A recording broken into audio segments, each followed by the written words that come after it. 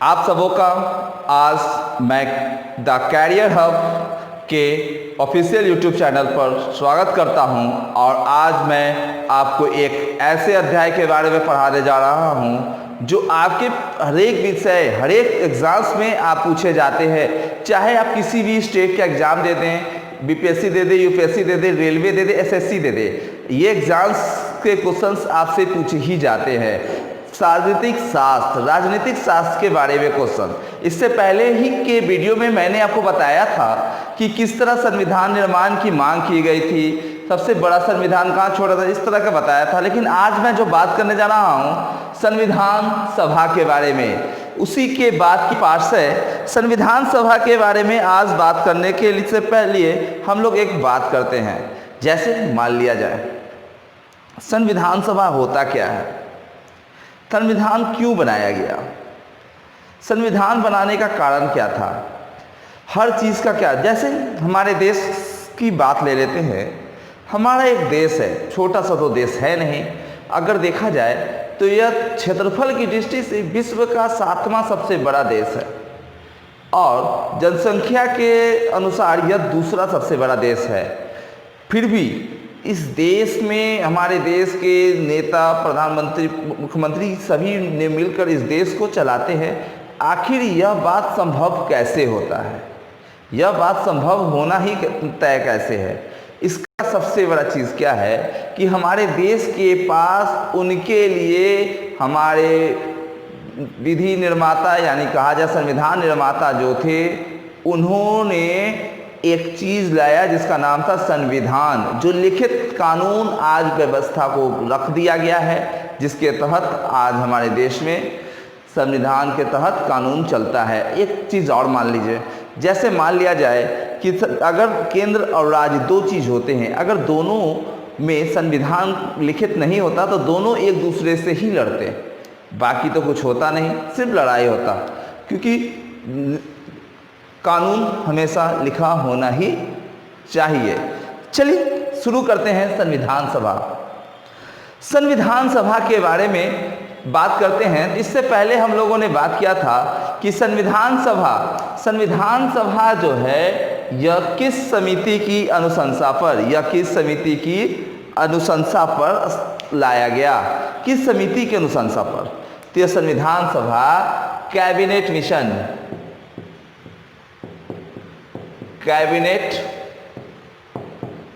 Mission की अनुशंसा पर संविधान सभा का गठन किया गया। कब किया गया, अब यह बात आता है। तो संविधान सभा का गठन 3 जुलाई 1946 में किया गया।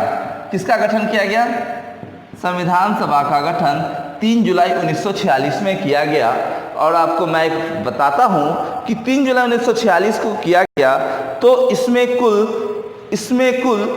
389 कितने 389 मेंबर्स को चुना गया।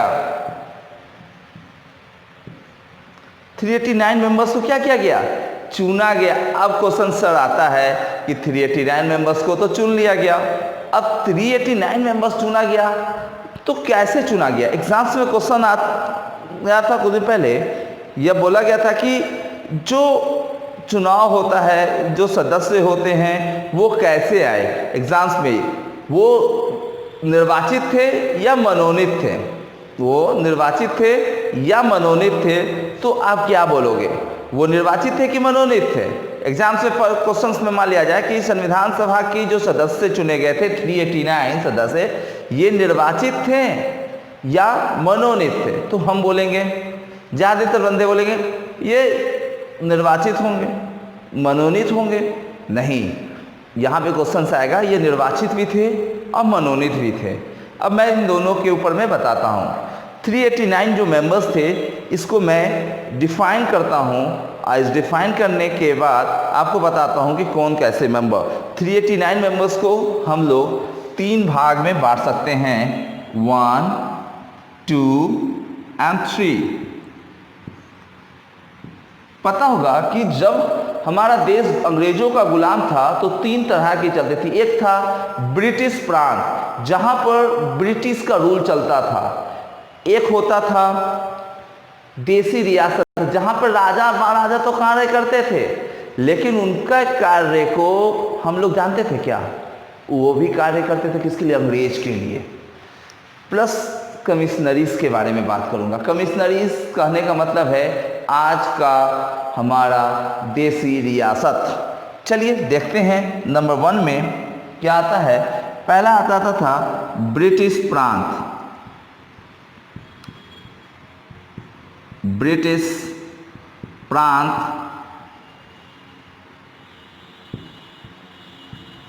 देसी रियासत और चीफ कमिश्नरी।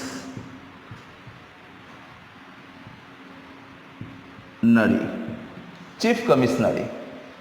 अब इन तीनों में बांट तो दिया, अब क्वेश्चन आता है कि तीनों बांट दिया, अब तीनों में सदस्य कितने आते होंगे।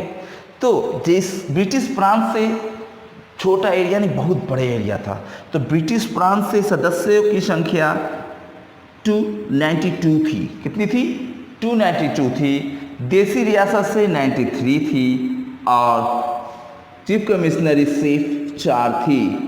अब क्वेश्चन यहाँ पर ये आ जाता है कि ये जो 389 मेंबर्स है, इसको किस आधार पर बांटा गया होगा।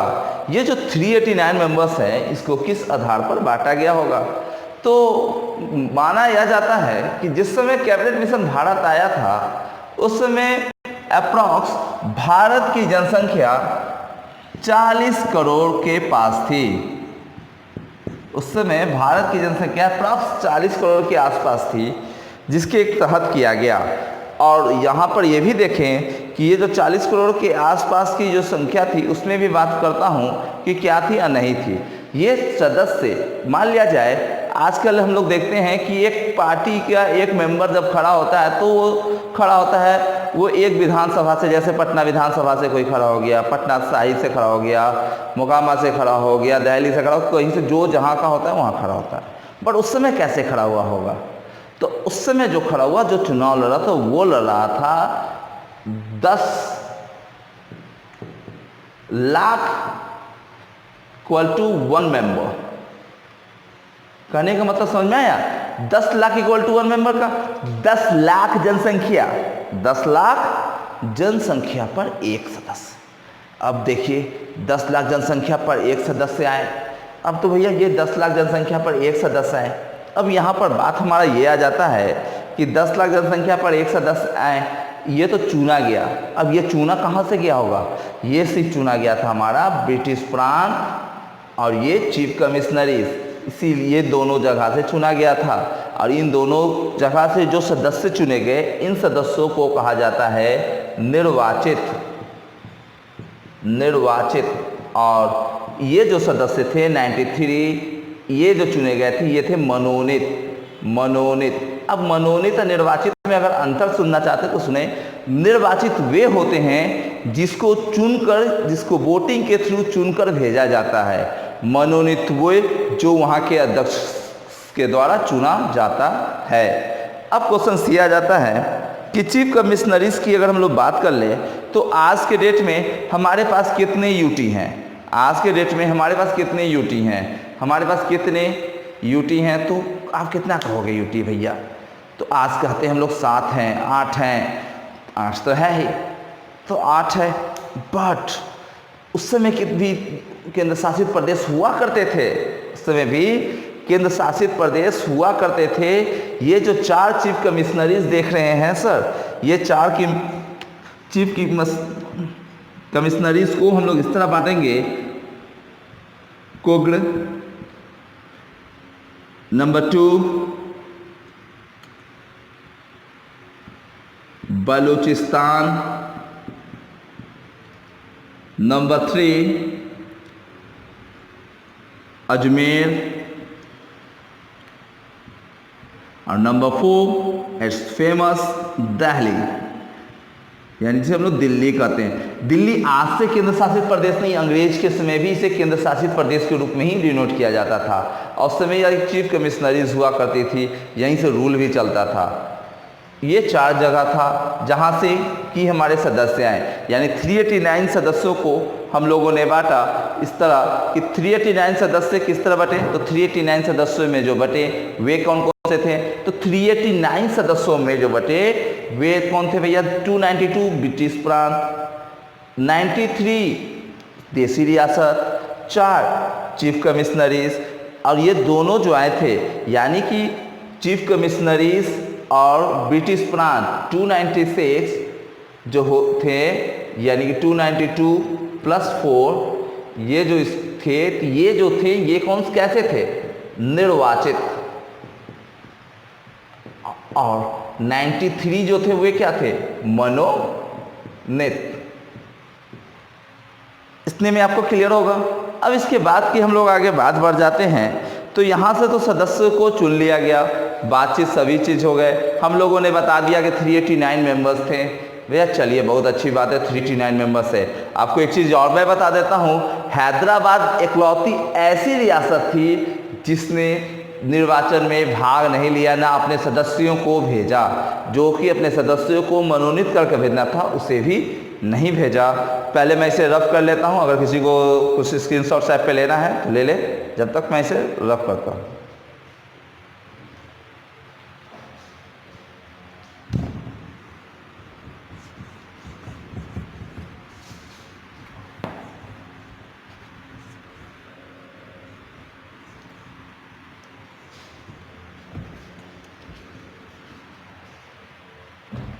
आगे बढ़ते हैं, यहाँ तक तो हो गया। अब हम लोग आते हैं संविधान के एक ऐसे स्थल पर जहाँ पर कि बोला जाए कि बहुत ही फेमस ही सदस्यों की संख्या में हम लोग बात करेंगे। उससे भी बड़ी बात हम लोग क्या करते हैं वे देखते हैं कि जो 293 प्लस 4 हमारे जो ब्रिटिश प्रांत प्लस कमिश्नरीज 296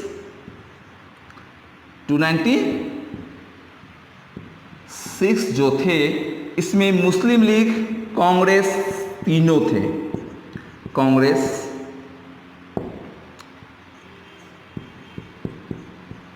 मुस्लिम लीग, पहले इन दोनों को देखें और उसके बाद जो थे वो तो अन्य सदस्य थे ही, जो थे वो क्या थे, अन्य सदस्य थे ही।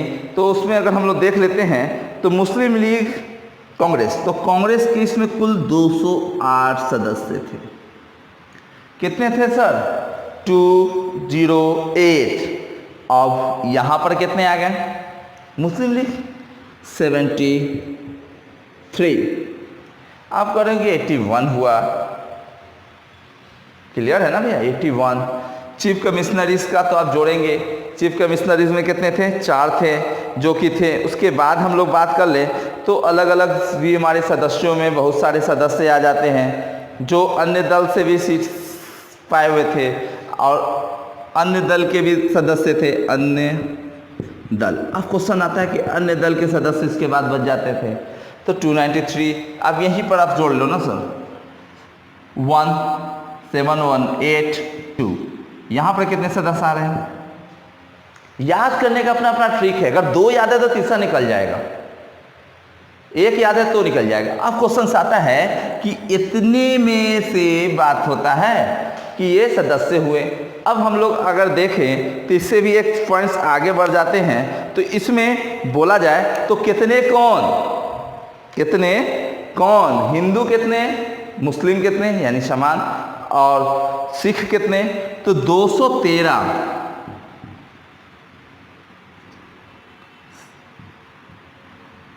सामान्य जाति के थे, 79 मुस्लिम थे, 4 सिख थे, 4 सिख थे। इससे हम लोगों को याद रखना होगा सर कि 4 सिख भी थे, क्लियर है। अब आगे बढ़ते हैं हम लोग। पहले ही बता दिया था कि हैदराबाद ने चुनाव में भाग नहीं लिया था, हैदराबाद ने चुनाव में भाग नहीं लिया था। अब आते हैं हम लोग जिस पॉइंट्स पे, वो बहुत ही इंपॉर्टेंट पॉइंट होता है जिसे हम लोग कहते हैं, जैसे देखेंगे ध्यान से सुनेंगे उसके बाद ही वर्क करेंगे। एक्साइटमेंट में कोई भी वर्क हम लोगों को करना नहीं चाहिए। एक्साइटमेंट में किया गया वर्क ऑलवेज क्या होता है, बुरा असर पड़ता है। अब असाइनमेंट तो करेंगे नहीं, पढ़ेंगे, बट यही रिक्वेस्ट है आपको कि बीच में वीडियो जब देखते रहें तो स्किप ना करें और वीडियो को पूरा देखें, जिससे कि आपका कोई कंटेंट छूटे ना। देखिए 9 दिसंबर 1946, 9 दिसंबर 1946 के बारे में अगर हम लोग बात करते हैं तो 9 दिसंबर 1946 को क्या हुआ, तो गठन तो हो गया आपको जुलाई में, लेकिन 9 दिसंबर 1946 को संविधान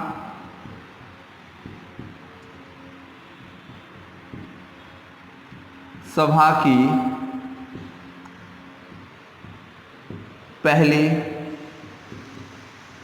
बैठक हुई। 9 दिसंबर 1946 को संविधान सभा की पहली बैठक हुई।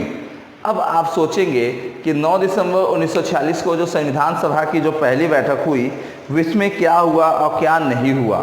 तो अब एक चीज़ बताओ कि 9 दिसंबर 1946 को जो संविधान सभा की पहली बैठक हुई वे कहाँ हुई, स्थल कहाँ था ये इसका स्थल तो होगा ना, कहीं पे तो होगा जहाँ पे भी आप लोग संसद हम लोग बोलते हैं वहीं पर है।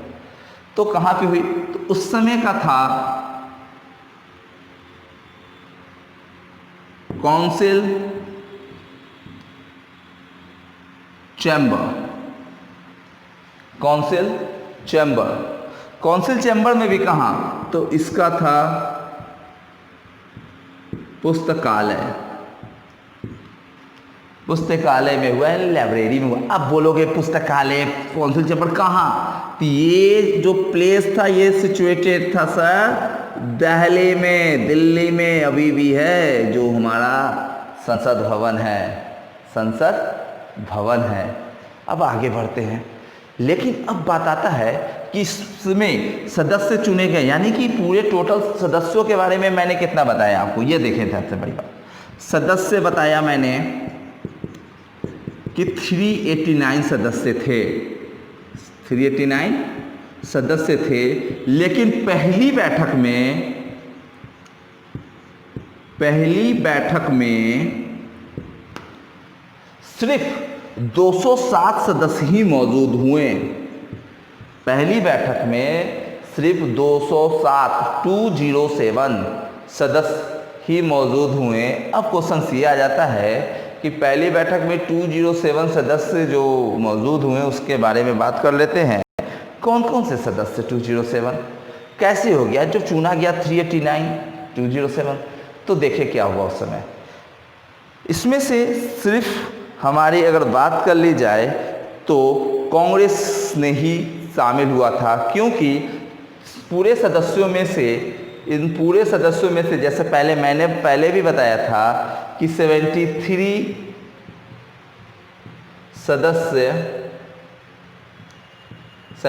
सदस्य जो किस पार्टी के थे, 73 सदस्य जो थे वे मुस्लिम लीग के थे। किसके थे, मुस्लिम लीग के जो सदस्य थे 73, उन्होंने क्या कर दिया था, बहिष्कार कर दिया था। क्या कर दिया था, बहिष्कार कर दिया था। किसका बहिष्कार कर दिया, संविधान सभा का। तो ये 73 सदस्य तो आए नहीं। अब 73 सदस्य आए नहीं, अब क्वेश्चन आता है कि सर भैया 73 घटा दीजिएगा तब वो 207 कहाँ से आ रहा है। हाँ भैया ये तो बात है, बट मैं आपको बताता हूँ ना, देसी रियासत जहाँ राजा महाराजा राज करते थे वे अभी भी कन्फ्यूजन्स में थे कि हमें भारत में आके मिलना है कि खुद से ही अभी तक राज करना है, भारत में ही आके मिलना है कि खुद अपना ही अब राज होगा। इसी कन्फ्यूजन्स में उन्होंने भी पार्टिसिपेट नहीं किया और पहली बैठक जो थी वे सिर्फ 207 सदस्यों के साथ शुरू हुई। कितने सदस्यों के साथ शुरू हुई, 207 सदस्यों के साथ शुरू हुई। अब 207 सदस्यों में से किसी भी चीज़ की बैठक करने के लिए आपके पास, उस बैठक को कंप्लीट करने के लिए आपके पास क्या होना चाहिए, बैठक को कंप्लीट करने के लिए आपके पास क्या होना चाहिए, आपके पास होना चाहिए एक सचिव कहा जाए, एक अध्यक्ष कहा जाए, होना चाहिए। तो इस बैठक में अध्यक्ष बनाया गया किसे, तो इस बैठक में देखा गया कि किस बैठक में एक सबसे बुजुर्ग बंदे थे जो सच्चिदानंद सिन्हा, आप जानते होंगे कि सच्चिदानंद सिन्हा इस बैठक में सबसे बुजुर्ग थे, उन्हें बनाया गया। एग्जाम्स में क्वेश्चंस भी आ जाता है कि सच्चिदानंद सिन्हा को की जो बैठक में था, वे जो अध्यक्ष बनाया गया था, वो किसके द्वारा, बुजुर्ग व्यक्ति के आधार पर अंग्रेजों ने उन्हें चुना था, संविधान सभा ने चुना था, या ब्रिटिश गवर्नमेंट क्राउन के द्वारा चुना गया था। तो हम लोग बात करते हैं तो इन्होंने यानी कि डॉक्टर सच्चिदानंद सिन्हा को हमारे बुजुर्ग व्यक्ति के रूप में लाया गया था, जो फ्रांस की परंपरा के अनुसार था। यानी कि संविधान सभा की पहली बैठक की अध्यक्षता किसने की? संविधान सभा की पहले बैठक की अध्यक्षता किसने की? तो भैया डॉक्टर भी थे सच्चिदानंद सिन्हा, आप लोग इनको जानते भी होंगे, बहुत अच्छे बंदे में से एक थे डॉक्टर सच्चिदानंद सिन्हा। अब ये जो थे सिन्हा लाइब्रेरी जो पटना में चलती है, इन्हीं का नाम पे है। डॉक्टर सच्चिदानंद सिन्हा बने किस आधार पर बने? तो बुजुर्ग कैटेगरी के आधार पर बने। अब इन्होंने तो बुजुर्ग कैटेगरी के आधार पर सर बन तो गए, अब आगे बात आता है कि बुजुर्ग कैटेगरी के आधार पर यह बन गए। अब सिंपल सा हम लोग एक टूल्स और ले लेते हैं, बुजुर्ग के आधार पर तो बनना आसान होता है, बट कैसे अध्यक्ष बने? अध्यक्ष कैसे बने? तो अध्यक्ष कैसे बने भाई? अस्थाई अध्यक्ष। कैसे अध्यक्ष बने? अस्थाई अध्यक्ष के रूप में इन्हें चुना गया। हम लोग सिंपल सा अगर रिपोर्ट में देखते हैं तो कहेंगे कि 9 दिसंबर 1946 को संविधान सभा की पहली बैठक हुई। कहाँ हुई? तो काउंसिल चैम्बर के पुस्तकालय में, दिल्ली में। इसमें कुल 207 सदस्यों ने पहली बैठक में भाग लिया था और मुस्लिम लीग ने पहली बैठक का क्या कर दिया था? बहिष्कार कर दिया था। मुस्लिम लीग ने पहली बैठक का क्या कर दिया गया था?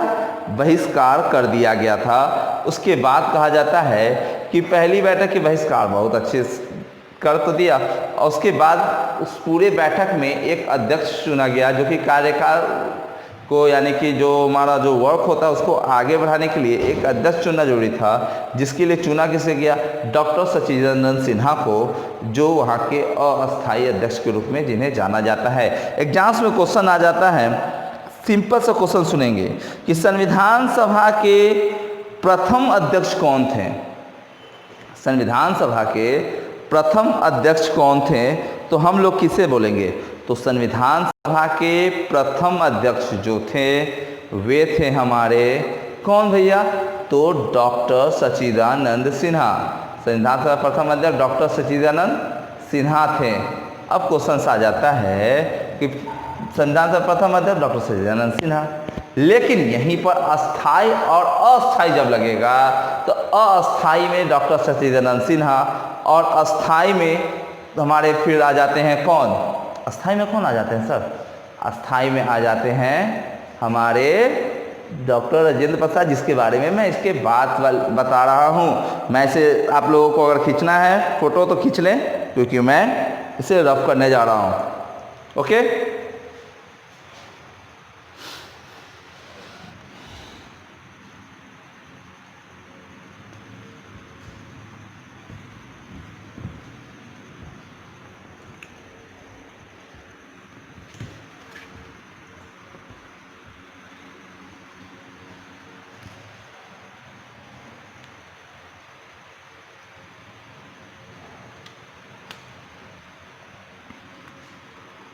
नौ छोड़ दीजिए, हो गया।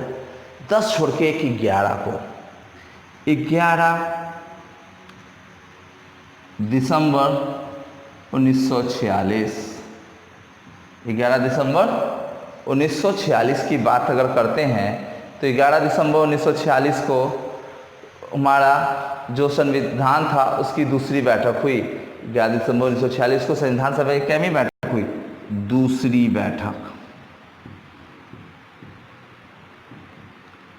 अब बैठक का स्थान नहीं बदला, बैठक वहीं हुई, लेकिन अब बात क्या आता है ये सुने।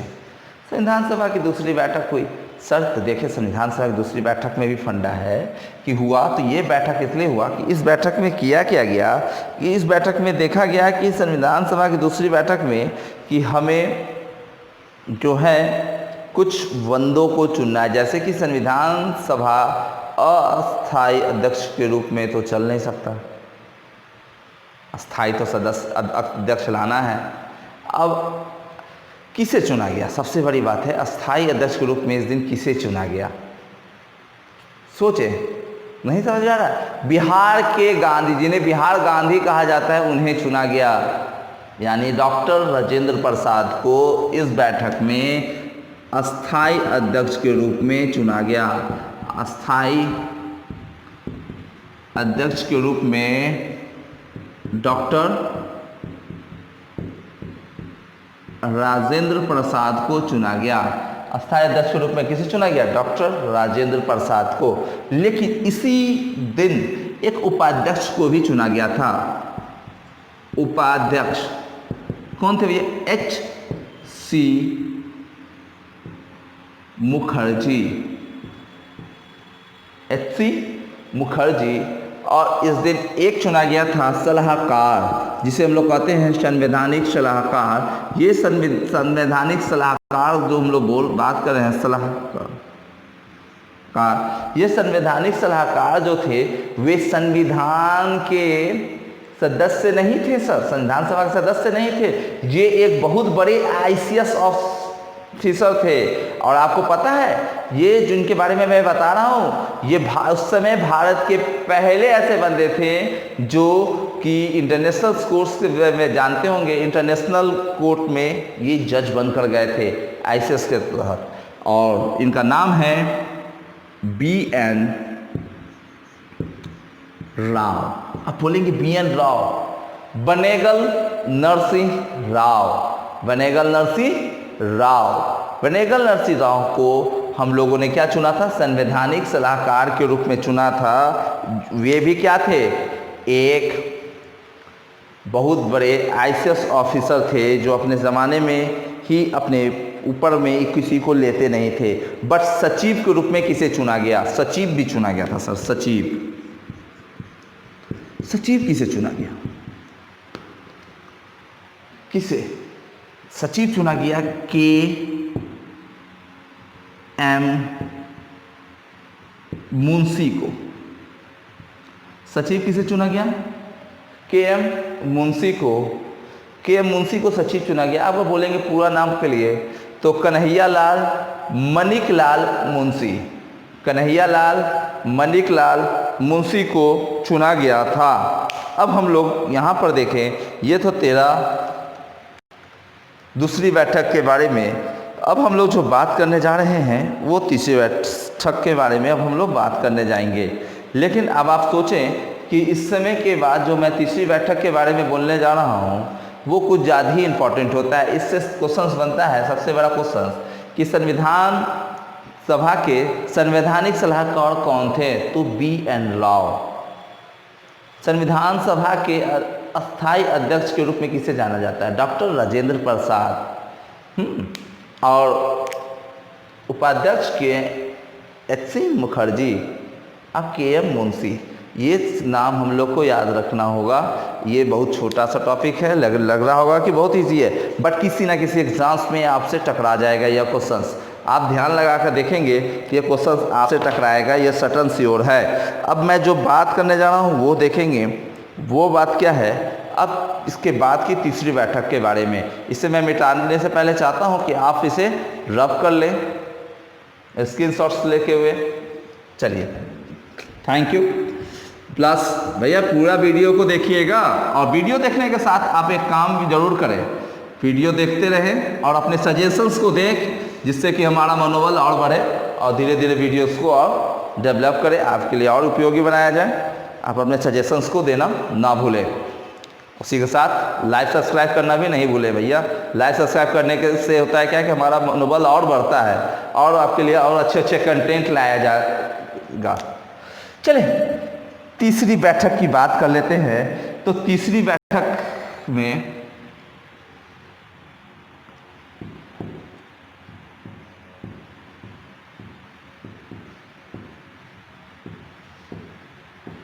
13 दिसंबर 1946, 13 दिसंबर 1946 को संविधान सभा की तीसरी बैठक हुई।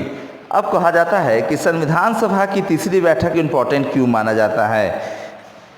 संविधान सभा की तीसरी बैठक को इतना इम्पोर्टेंट क्यों माना जाता है? तो संविधान सभा की तीसरी बैठक को इम्पोर्टेंट इसलिए माना जाता है कि इस दिन हमारे देश के प्रथम प्रधानमंत्री पंडित जवाहरलाल नेहरू के द्वारा एक उद्देश्य प्रस्ताव पेश किया गया। तो उद्देश्य प्रस्ताव, यह वही उद्देश्य प्रस्ताव है जो आज हमारे प्रस्तावना का आधार है, जो आज हमारे प्रस्तावना का आधार है, उद्देश्य प्रस्ताव। यानी कि 13 दिसंबर 1946 को 13 दिसंबर 1946 को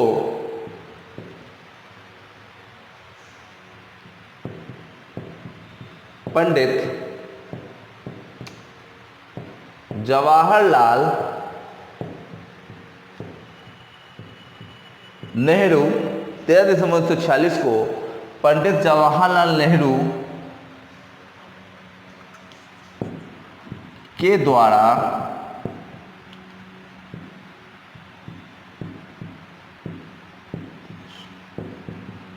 प्रस्ताव पेश किया गया। कहा पेश किया गया? कौन सा प्रस्ताव है? उद्देश्य प्रस्ताव पेश किया गया। यानी कि पंडित जवाहरलाल नेहरू के द्वारा उद्देश्य प्रस्ताव पेश किया गया। क्या पंडित जवाहरलाल नेहरू उद्देश्य प्रस्ताव को पास करना चाहें तो उस दिन होता, लेकिन इस उद्देश्य प्रस्ताव को पास नहीं होने देने में सबसे बड़ा योगदान किसी का था? तो वह था हमारे देश के महान विधि निर्माता के नाम से जाने जाने वाले भीमराव अंबेडकर का। भीमराव अंबेडकर, श्री भीमराव अंबेडकर ने इस प्रस्ताव में अंगर डालते हुए सबसे बड़ा चीज़ यह बोला कि यह प्रस्ताव तभी मान्य होगा जब मुस्लिम लीग के सारे सदस्य आएंगे या पार्टिसिपेट करेंगे या नहीं करेंगे, देसी रियासत पार्टिसिपेट करेंगे या नहीं करेंगे, सभी के इंतजार में इस उस दिन पास नहीं किया गया। लेकिन इस पर कुल 8 इस प्रस्ताव को बाद में 22 जनवरी 1947 को क्या कर दिया गया? पास किया गया। पास किया गया। कब किया गया? 22 जनवरी 1947 को। उद्देश्य का प्रस्ताव था। इस उद्देश्य का प्रस्ताव में सिंपल सा जो प्रेम्बल आज के डेट में हम लोग बोलते हैं, प्रेम्बल, हम भारत के लोग, ये सब था, उद्देश्य था। यानी हमारे संविधान का आधार कैसा वर्क करना चाहिए, सरकार के लिए क्या क्या होना चाहिए, नहीं होना चाहिए, ये सारे आधार का विश्लेषण यहीं से शुरू होता है, उद्देश्य का प्रस्ताव से। आपको और कुछ बताऊँ तो वो सुने। जवाहरलाल नेहरू छोटे मोटे सदस्यों में से नहीं, बहुत बड़े सदस्यों में से एक सदस्य हुआ करते थे। ये हमारे इनको ही द्वारा, इनके सदस्यों के द्वारा, कांग्रेस के द्वारा ही संविधान सभा में बहुत सारे कार्य किए गए। इसी के बाद बहुत सारी समितियां भी बनाई गई, जिस समितियों के बारे में मैं थोड़ा सा बाद में बात करूंगा। पहले मैं सारे डेट्स को देखते हुए आगे चलता हूं। तो इस पास किया गया। अब इस पास होने के बाद आप इसे स्क्रीनशॉट लेना अगर चाहें तो ले लें, क्योंकि मैं इसे मिटा रहा हूँ। इसे मिटाने के बाद फिर मैं आपको दूसरे वीडियोस पर ले जाऊंगा। इसके बाद मैं आपको दूसरे स्लाइड्स पर यानी दूसरी जगह पर ले जाऊंगा। क्लियर? चले।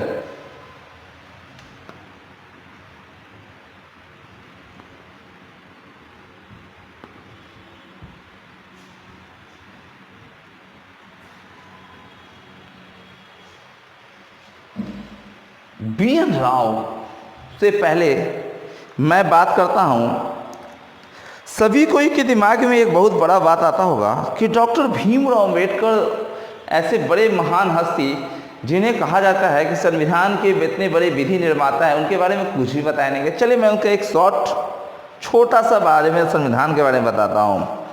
अंबेडकर जी यानी कि डॉक्टर भीमराव अंबेडकर, जिसे हम लोग बाबा साहब अंबेडकर भी बोलते हैं, BR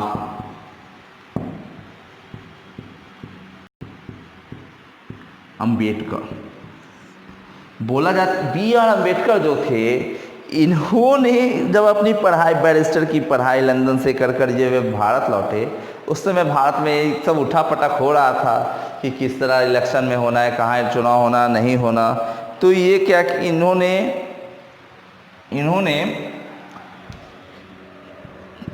बम्बई का नाम आप लोगों ने सुना होगा। बम्बई उस समय बम्बई था, आज मुंबई है। तो बम्बई से ये चुनाव लड़ने गए, बट यह जब बम्बई से चुनाव लड़ने गए तो ये चुनाव क्या हो गया, हार गए। हार हुआ। उसके बाद इन्होंने क्या किया, इन्होंने बम्बई से जब इलेक्शन हार गए तो उसके बाद इन्होंने मुस्लिम लीग की सहायता से कहें या कहें मुस्लिम लीग की ओर से ये चुनाव में खड़े हुए और इन्होंने चुनाव लड़ा। कहाँ से, तो बंगाल से खड़े हुए और इन्होंने बंगाल से चुनाव लड़ा। बंगाल से चुनाव लड़कर ये जीते आए। लेकिन आपको यह बता दें कि देश जब हम 15 अगस्त 1947 को जब हमारा देश आज़ाद हुआ, उस समय देश में 3 देश बने, बांग्लादेश, पाकिस्तान और भारत। बांग्लादेश वही जो उसे हम लोग पूर्वी बंगाल के नाम से जानते हैं। बांग्लादेश वही जिसे हम लोग पूर्वी बंगाल के नाम से जानते हैं। अब क्वेश्चंस में हम लोग देखेंगे सर जी कि अब तो बांग्लादेश आज़ाद हो गया, अब तो हमारे अंबेडकर जी का सीट तो चला गया। अंबेडकर जी अब सदस्य रहें, संविधान सभा के सदस्य रहें? नहीं ना रहें, संविधान सभा के सदस्य नहीं रहें। अब जब यह संविधान सभा के सदस्य नहीं रहें तो कुछ होना नहीं चाहिए था। तो इस पर संविधान सभा के एक बहुत बड़े सलाहकार, जिसे विधि सलाहकार कहा जाता है, जो एक निःशुल्क सेवा प्रदान कर रहे थे, जिनका नाम था बी.एन. राव। बी.एन. राव ने संविधान सभा के अध्यक्ष डॉक्टर राजेंद्र प्रसाद जी से अनुरोध किया कि आप किसी भी हाल में किसी भी प्रकार कर डॉक्टर भीमराव अम्बेडकर को संविधान सभा में सदस्य के रूप में लाया जाए, क्योंकि इस पूरे सभा में उनका बहुत बड़ा योगदान होने वाला है। उसी के बाद डॉक्टर राजेंद्र प्रसाद ने किया क्या, एक पत्र लिखा बम्बई के प्रधानमंत्री। सर, आज़ादी से पहले एक प्रांत जैसे बम्बई प्रांत होता था, तो बम्बई प्रांत है तो उसके मुखिया को प्रधानमंत्री कहा जाता था। जैसे अभी मुख्यमंत्री बोलते तो उसमें प्रधानमंत्री बोला जाता था।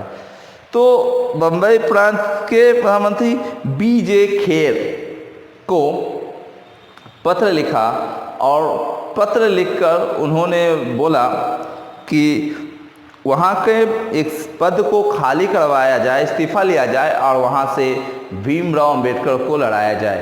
तो उसके बाद हुआ, बी.जे. खेर ने वहाँ के जो सदस्य थे उससे इस्तीफा लिया।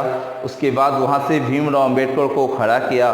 भीमराव अम्बेडकर जीते और संविधान सभा में आए। इसके बाद अगर देखें तो आपको पता ही होगा कि 15 अगस्त 1947 को हमारा देश क्या हुआ था। तो 15 अगस्त 1947 को क्या हुआ था, हमारा देश क्या हुआ था, आज़ाद हुआ था।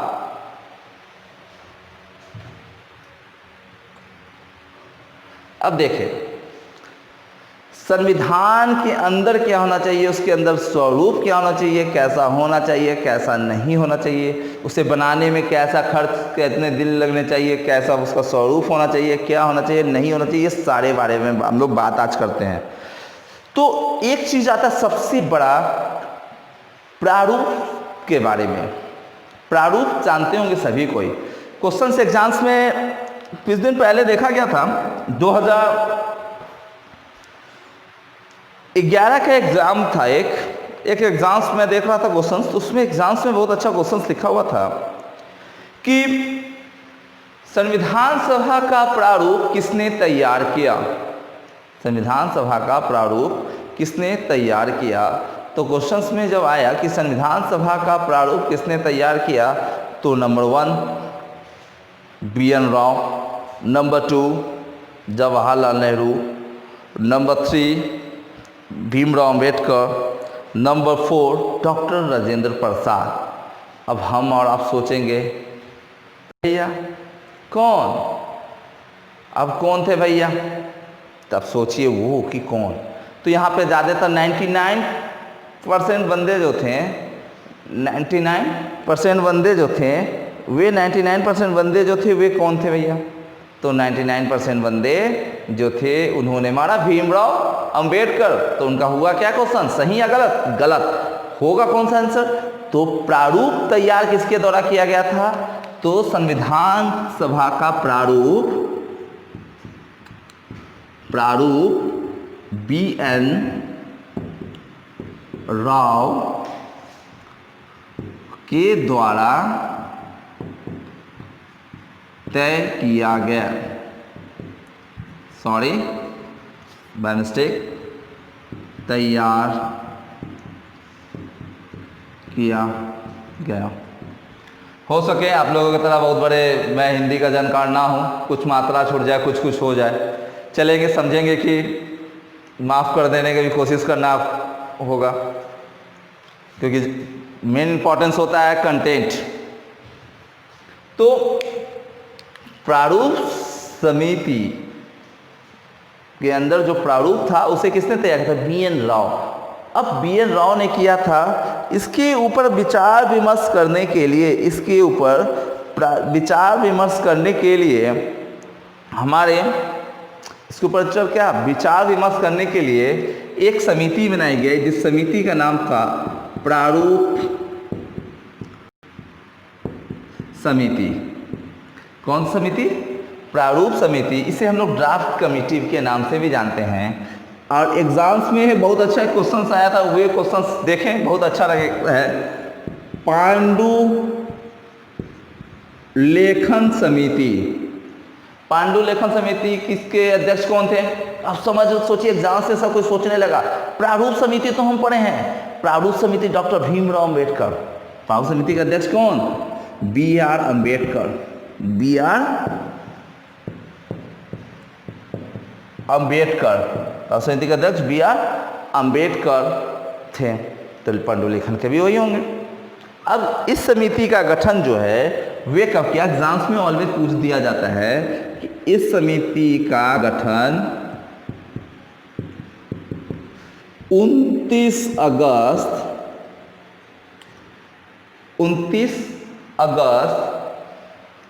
1947 को किया गया। 29 अगस्त 1947 को किया गया। अब क्वेश्चन ये है कि 29 अगस्त 1947 को किया गया और इसमें सदस्य 7 थे। इसमें कितने सदस्य थे? 7 सदस्य थे। इसमें एक मुस्लिम लीग से एक मोहम्मद सदादुल्ला ही एक सदस्य थे, बाकी सब तो इधर कांग्रेस से ही सदस्य थे। बट कांग्रेस ने बाहर से भी बहुत सारे सदस्यों को लिया था, तो इस सदस्यों को लाया गया। इस प्रारूप पर पूरे देखा जाए तो ये प्रारूप पर पूरे बहसों की अगर बात कर लेते हैं, इस प्रारूप पर पूरे बहस चला कि कहाँ से क्या लेना है, कैसा कानून होना चाहिए, कैसी कानूनी व्यवस्था होनी चाहिए, क्या होनी चाहिए और क्या नहीं होनी चाहिए।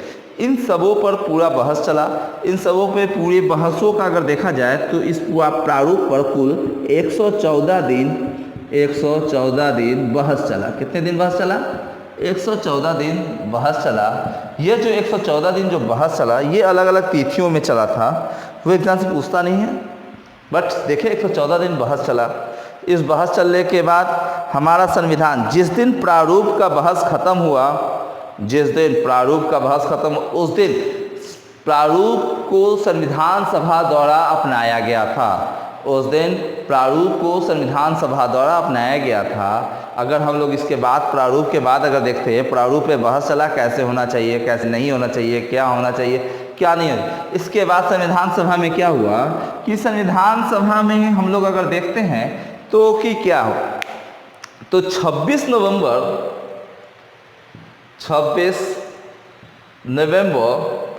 1949 को 26 नवंबर 1949 को क्या हुआ, तो 26 नवंबर 1949 को संविधान सभा को अंगीकार किया गया। संविधान सभा को क्या किया गया?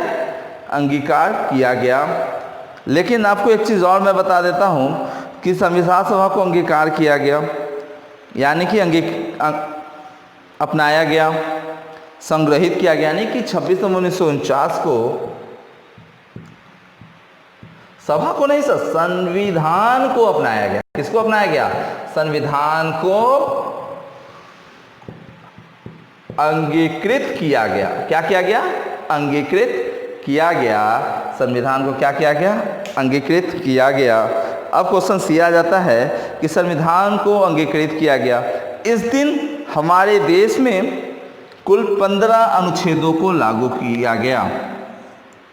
और एक अनुच्छेद और मान लेते हैं हम लोग, अगर सिंपल सा अगर देखें तो इस दिन कुल 15 + 1 = 16 अनुच्छेदों को लागू किया गया। कितने अनुच्छेदों को? 16 अनुच्छेदों को लागू किया गया। बुक्स में सर देखेंगे 15 देता है, लेकिन 16 होता है। मैं कैसे, वो मैं बताता हूँ। 15 अनुच्छेदों को दिया गया, जिसमें राष्ट्रपति के शपथ के बारे में, नागरिकता के बारे में, सचिव के बारे में, बहुत सारे चीज़ों के बारे में दिया गया था। और ये जो 15 आर्टिकल जो छोड़ दिए गए थे, वे 15 आर्टिकल कौन कौन से दिए गए हैं, इसके बारे में जानकारी यहाँ पर आर्टिकल 394 में दिया गया है। आर्टिकल 394 में दिया गया है, यानी कि आर्टिकल 394 में इसके बारे में टोटल जानकारियाँ दी गई हैं। Clear sir? यहाँ पर तो हम लोग को देखें। अब आगे बढ़ते हैं। यहाँ तो दे दी गई। क्वेश्चन एग्जाम्स में ऑलवेज पूछ बैठता है कि संविधान सभा में कुल कितनी अधिवेशन यानी बैठकें हुई, यानी अधिवेशन कितने हुए? तो अधिवेशन कितने हुए? सब कोई कहते हैं 11, 12, मैं कहता हूँ 12 अधिवेशन हुए। कितने अधिवेशन हुए सर? 12। अब बोलेंगे कैसे? तो ऐसे 11 + 1। जिस दिन संविधान को अंगीकृत किया गया, उस दिन हमारे सिर्फ 11 अधिवेशन हुए थे। लेकिन जो एक अधिवेशन कहा जाता है, ये अधिवेशन संविधान सभा का अंतिम बैठक थी। संविधान सभा की अंतिम बैठक थी। इसे स्क्रीनशॉट लेंगे तो सर ले ले, फिर मैं मिटाऊंगा। संविधान सभा क्या थी? अंतिम बैठक थी। मैं बता रहा हूँ उसके बारे में। ओके,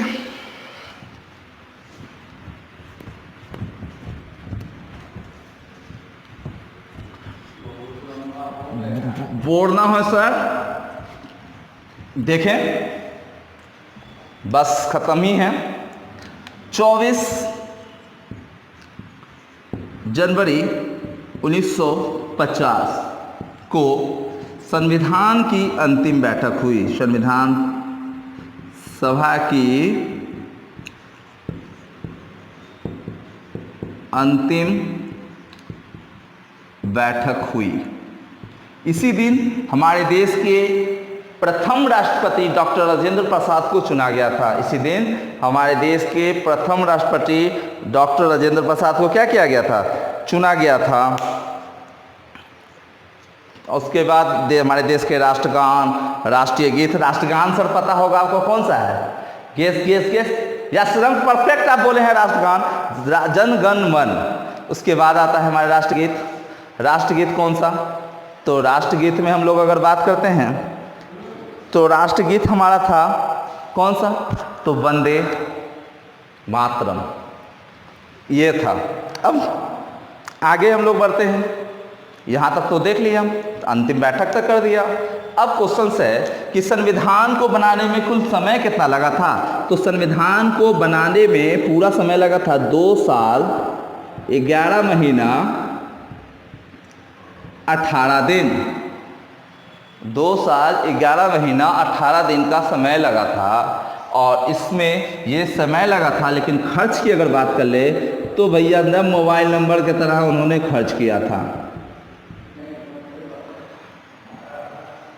है ना। 63,96,729 रुपया का इन्होंने खर्च किया। अब मैं बात करता हूँ, जब संविधान पूरी तरीके से जब बनकर तैयार हो गया, उस समय क्या हुआ? जब संविधान पूरी तरीके से जब बनकर तैयार हो गया, उस समय पंडित जवाहरलाल नेहरू एक बंदे थे, प्रेम बिहारी नारायण रायजादा। प्रेम बिहारी नारायण राय यादव। जो कहा जाता है कि हमारे संविधान सभा के सभी सदस्यों का मन ये था कि हमारे संविधान को हाथ से लिखा जाए। अब हाथ से लिखने की कला के लिए भैया उस समय बहुत बड़े ये जानकार थे। इनके पिता प्रेम बिहारी नारायण राय यादव के पिता बचपन में ही उनकी मृत्यु हो गई थी। उसके बाद दादा ने उन्हें पढ़ाया लिखाया सब था। तो उसके बाद जवाहरलाल नेहरू उनके पास गए। उन्होंने कहा कि मैं संविधान को लिखवाना चाहता हूँ, आप अगर लिखना चाहेंगे तो इसके लिए क्या लेंगे, क्या पेमेंट लेंगे। तो प्रेम बिहारी नारायण राय यादव ने बहुत ही सुंदर शब्दों में बोला कि मेरी सौभाग्य है कि मैं देश का संविधान लिख रहा हूँ और इसके लिए मैं 1 रुपया नहीं लूँगा, लेकिन संविधान के हर एक पृष्ठ के नीचे मेरा नाम होना चाहिए और लास्ट पृष्ठ पर मेरे दादाजी का नाम होना चाहिए। आप ये दोनों चीज़ तो समझ रहे हैं। जैसे कि किसने लिखा भैया, तो संविधान को किसने लिखा, तो संविधान को पूरा इंग्लिश में लिखा है, किसने लिखा, तो प्रेम बिहारी नारायण राय यादव ने लिखा। संविधान को आप मालूम है इटैलिक में लिखा गया, इस तरह डिजाइन बनाया गया सर। उसके देखेंगे संविधान का इस तरह यहाँ पर लिखा गया है, यहाँ पर इटैलिक में लिखा गया है, यहाँ पर एक सुंदर सा पूरे आंदोलन के क्रांति के बारे में। अब क्वेश्चन आता है कि इसके जो बॉर्डर में जो डिजाइन बनाया किसके द्वारा बनाया गया है, तो वो डिजाइन जो बनाया गया वो किसके द्वारा है, नंद लाल घोष के द्वारा, नंदलाल घोष के द्वारा। क्लियर सर, कोई दिक्कत नहीं। तब देखते हैं थोड़ा सा, जब हमारा देश आजाद हुआ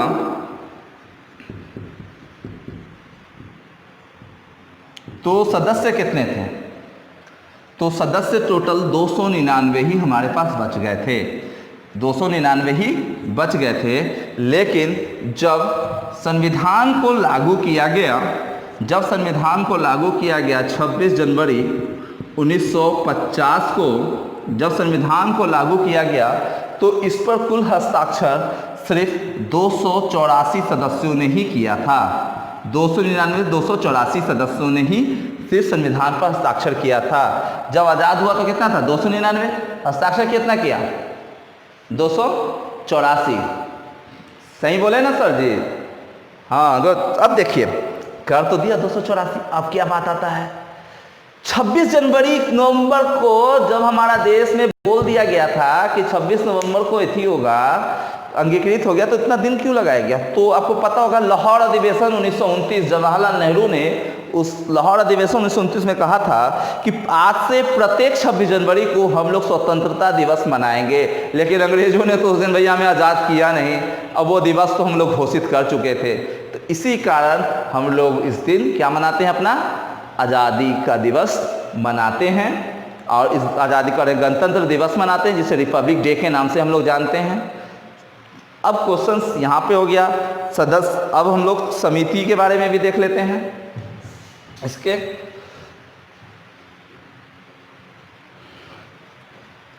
समिति के बारे में, तो समिति ज़्यादा याद करने का नहीं, सब ट्रिक्स देखिए सिर्फ। संचालन कौन करता है, संचालन कौन करता है, ये ट्रिक्स से याद करें, ट्रिक्स से याद करें। संचालन कौन करता है, जो मैनेजमेंट हेड होगा, यानी मैनेजमेंट हेड कौन, अध्यक्ष डॉक्टर राजेंद्र प्रसाद। आपको पता होगा सरदार वल्लभ भाई पटेल प्रांत से रिलेटेड थे, तो प्रांतीय समिति के कौन अध्यक्ष, वल्लभ भाई पटेल। उसके बाद अगर हम लोग देख लेते हैं कि संघ से रिलेटेड कुछ भी आ जाता है, तो संघ से रिलेटेड कुछ भी आएगा तो वहां पे कौन चल जाते हैं, हमारे जवाहरलाल नेहरू। और अब यहाँ पे हम लोग रुक जाते हैं, जवाहरलाल नेहरू। मौलिक अधिकार के अध्यक्ष कौन थे, सरदार वल्लभ भाई पटेल। और आपको पता है प्रारूप समिति के अध्यक्ष कौन थे, अब मैं आज अपने इस संविधान सभा के विषय को आज यहीं विराम दूंगा और इसके बाद के क्लास में मैं इससे आगे के प्रीवियस जस्ट इससे रिलेटेड ही आऊँगा। उसमें मैं आपको बताऊंगा कि कितने अनुच्छेद कितने क्या, उसी के बारे में अनुसूचियाँ क्या थी नहीं थे, सबसे बारे में हम लोग आगे बात करेंगे। ठीक है, अब आप समझें सबसे बड़ी बात कि आपसे भी अनुरोध है कि कृपया इस वीडियो को स्किप कर ना देखें, नहीं तो जो इम्पोर्टेंट कंटेंट बनाने में हमारी मेहनत है उससे आप वंचित हो जाएंगे। हो सके एग्जाम्स में क्वेश्चन छूट जाए तो बाद में आपको भी अफसोस आए। प्लस इस वीडियो को देखने के बाद अपने सजेशंस देना ना भूलें। वीडियो को सब्सक्राइब करें, लाइक करें, उसके बाद अपने दोस्तों के साथ ज़्यादा से ज़्यादा शेयर करें जिससे कि ये जो दूसरों तक भी पहुंच सके। आप लोगों को मेरा धन्यवाद। उसके बाद सबसे बड़ी बात, आप लोग आज के डेट में कोरोना का जो डर है, ज़रूरत हो तो भी घर से बाहर निकले, अन्यथा घर से बाहर नहीं निकले। इस वीडियो का अनुभव पूरा आनंद उठाएं। मैं इसी तरह पर डे आपके लिए वीडियो बनाऊंगा और वीडियो बनाते हुए मैं आपको एक यूज़फुल कंटेंट्स प्रोवाइड करवाते रहूंगा जिससे कि आपके एग्ज़ाम्स घर बैठे ही क्रैक हो। Okay guys.